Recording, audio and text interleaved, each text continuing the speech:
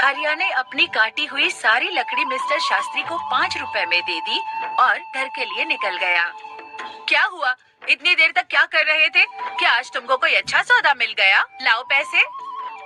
देखने जाओ तो सौदा अच्छा नहीं था। 5 रुपए मिले, रोज से कम ही है। ये लो। क्या सच में मुझे 5 रुपए दे रहे हो? मैंने सोचा था कि जितना तुम रोज देते हो उससे दुगना तो दोगे, लेकिन तुमने मुझे उसका आधा ही दिया है। तुम इतने लंबे समय से कहाँ थे? क्या कर रहे थे? अरे मैं लकड़ियां बेचने निकला था, पर कोई खरीद ही नहीं रहा था। तो मैं हमारे पास के गांव गंगापुर में मिस्टर शास्त्री नाम के एक ब्राह्मण के घर गया था। वहां पर जो भी जाता है वो उन्हें प्यार से खाना खिलाते हैं। ऐसे लोगों के लिए हमें कुछ न कुछ जरूर करना चाहिए। हमेशा खाना देता है? फिर तो वो बहुत पैसे वाला होगा। नहीं तो वो ये कैसे करेगा? इतने लोगों को खाना देने वाले की तुमने कैसे मदद की? वो उतने अमीर नहीं है जितना तुम सोच रही हो। वो दान की अच्छी भावना रखते हैं। गंगापुर मंदिर के पुजारी हैं वो। अपनी कमाई से ही खाना देते हैं सबको। मैं तो पूछ रही थी कि तुमने उस ब्राह्मण की कैसे मदद की। हमारी आमदनी बहुत कम है, हम क्या मदद कर सकते हैं?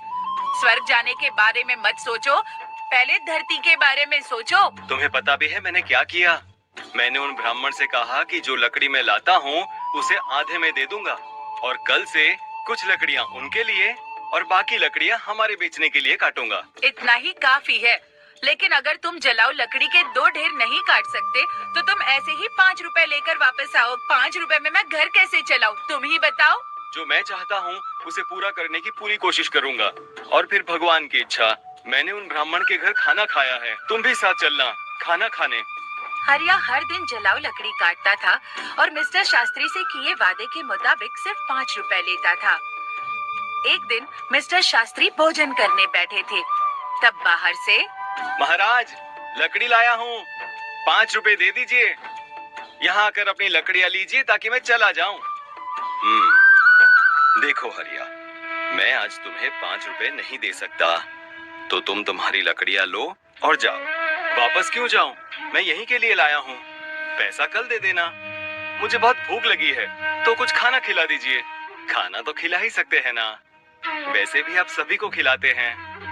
बहुत अच्छे हरिया, पहले अपने पैर धो लो, तब तक मैं भोजन की व्यवस्था करता हूँ। मिस्टर शास्त्री घर में जाकर अपनी पत्नी को ये बात बताते हैं। तुमने ऐसा वादा क्यों किया? हमारे घर में खाने के लिए कुछ भी नहीं बचा है, सिवाय उस खाने के जो आप अभी खाने वाले हैं। हम इस समय हरिया को कैसे खिलाएंगे? पूरा खाना खत्म हो चुका है। क्या आपको ये पता नहीं है? अरे इसमें ऐसी तो क्या बात हो गई?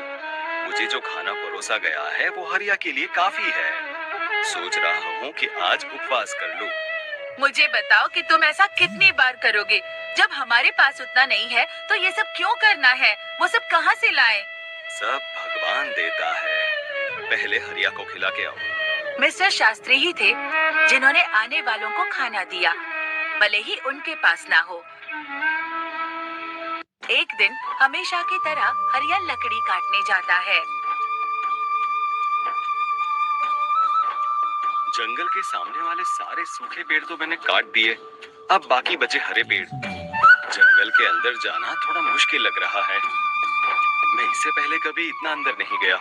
मुझे सावधान रहना चाहिए, जंगली जानवर हो सकते हैं। अगर मुझे कुछ हो गया तो। ये सोचकर हरिया जंगल के बीच में चला जाता है। इतनी दूर आ गया पर कोई भी पेड़ नहीं मिला। ये अच्छा लग रहा है, एक शाखा ही काफी है। अगर मैं इसे काटता हूँ तो 3 ढेर बन जाएंगे। पहले ही बहुत देर हो चुकी है। ऐसा सोचकर हरिया उस बड़े पेड़ पर चढ़ गया और उस डाली पर बैठकर उसी डाली को काटने लगा। बहुत बड़ी शाखा होने के कारण शाखा टूटकर बगल के पेड़ के नीचे टीले पर गिर जाती है। मेरी तपस्या किसने भंग की? लगता है वो तुम ही थे। मैं तुम्हें श्राप देता हूँ, तुम कुत्ते बन जाओगे। अरे रे महाराज, मुझे नहीं पता था कि आप यहाँ नीचे बैठे हैं। मैं यहाँ 100 साल से तपस्या कर रहा हूँ और तुमने मेरी तपस्या भंग की है।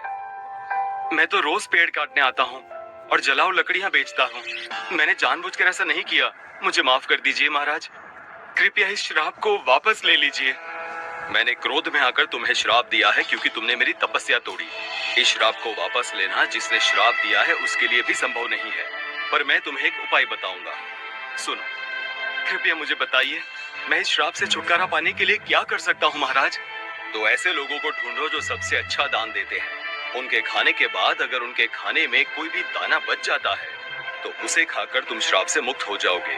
अगर तुम अपने अभी के रंग से पूरी तरह से सफेद हो जाते हो तो तुम इस श्राप से मुक्त हो जाओगे। अरे, मैं अपनी पत्नी को रोजाना जलाऊं लकड़ी काटने से मिलने वाले पैसों से सहारा देता हूँ। अब मैं कुत्ता बन गया हूँ तो मेरी पत्नी का क्या होगा महाराज? चिंता करने की जरूरत नहीं, तुम्हारी पत्नी को कपड़ों की कोई कमी नहीं होगी। भगवान है जो इसकी व्यवस्था करेंगे। इस बार जब श्राप टूटेगा तो तुम अपने कष्टों से मुक्त हो जाओगे और धन धान्य से सुखी जीवन व्यतीत करोगे। मुझे अब इजाजत दीजिए महाराज। हरिया श्राप के कारण कुत्ते में बदल जाता है और श्राप से छुटकारा पाने के लिए यात्रा शुरू करता है। जैसा ऋषि ने कहा था, मुझे सबसे अच्छे दान देने वाले कहाँ मिलेंगे? मेरी कुछ भी समझ नहीं आ रहा। हाँ, मिस्टर शास्त्री है ना, वो बड़े ही उदार दिल के आदमी हैं। अपने पहले प्रयास के रूप में मिस्टर शास्त्री के पास जाता हूँ। हरिया कुत्ते के रूप में मिस्टर शास्त्री के घर जाता है। चलो अच्छा हुआ, आज मैं बिना किसी परेशानी के सभी मेहमानों को खाना खिला पाया। सच में मैं बहुत संतुष्ट हूँ। भगवान मुझे उन सभी को खाना खिलाने की शक्ति दे जो आज यहाँ आए। आओ, मैं तुम्हें भी परोस दूं। ठीक है, मैं अभी आया, तुम परोसो। मिस्टर शास्त्री के खाना खा लेने के बाद उनकी पत्नी ने बाकी खाना बाहर फेंक दिया। हरिया कुत्ते के रूप में वहाँ आया और मिस्टर शास्त्री के खाने से बचा हुआ खाना खा लिया। खाना खाते ही उसका आधा शरीर तुरंत सफेद हो जाता है। ये अच्छा हुआ, मुझे लगा ही था कि मिस्टर शास्त्री बहुत ही उदार आदमी हैं। मुझे तुरंत ही आधे श्राप से मुक्ति मिल गई, लेकिन पूरी तरह श्राप मुक्त होने के लिए किसी दूसरे आदमी को ढूंढना होगा। कोई आसपास मिल सकता है, मुझे श्राप से मुक्ति मिल सकती है। अगर दिए गए श्राप से मुझे मुक्ति मिल जाती है तो श्राप से मुक्त होने के बाद मैं धन और सुख के साथ रहूंगा। मैं चाहे कितने भी साल लकड़ियां काट लूं, कभी इतना बड़ा नहीं बन पाऊंगा। ये तो मेरे साथ अच्छा हुआ। मुझे श्राप देने के लिए बहुत बहुत धन्यवाद महाराज। इतना कहकर हरिया दूसरे आदमी को खोजने लगता है। With Duo's zero trust approach, you can verify user identity at every access attempt to catch and mitigate risks before they become problematic. Easy, airtight security for the work from anywhere world. That's Duo.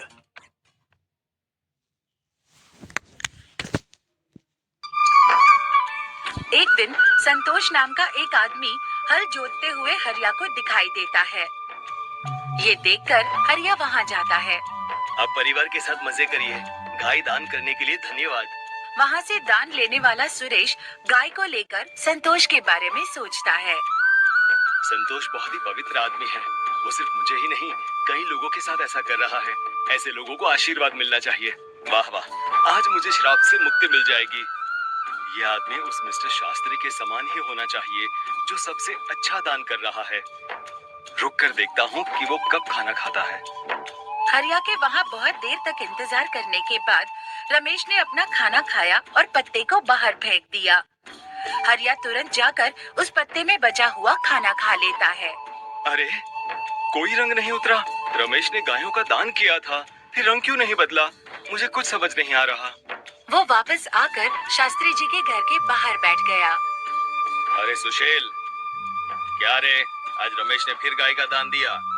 वो चाहे कितना भी दानी दिखता हो, हमेशा गांव के बाहर वालों को ही बुलाकर दान देता है। अगर तुम सच जानोगे तो चौंक जाओगे। उसकी सारी गायें 2 महीने से ज्यादा दूध नहीं देती। उसे ये पहले से ही पता होता है, और फिर उन्हें बैठकर क्यों खिलाए? इसलिए दान कर देता है। वो कभी दूध देने वाली अच्छी गायें दान नहीं करता। ऐसा है क्या? वो हमारे गांव के बजाय गांव के बाहर लोगों को दान देता है। अगर वो ऐसा करता है तो अवश्य ही उसे पाप लगेगा। हमारे राजा की तरह कोई भी दान नहीं कर सकता। वो एक महान दानी है। 1 हफ्ते से खाना दे रहे हैं और कल आखिरी दिन अन्नदान के साथ वस्त्र दान भी करने वाले हैं।